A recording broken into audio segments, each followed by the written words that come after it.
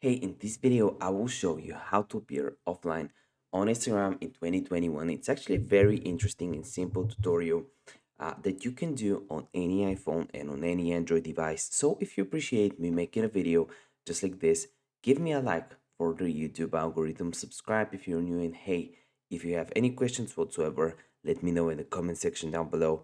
You can also comment which country are you from because I'm really curious to know.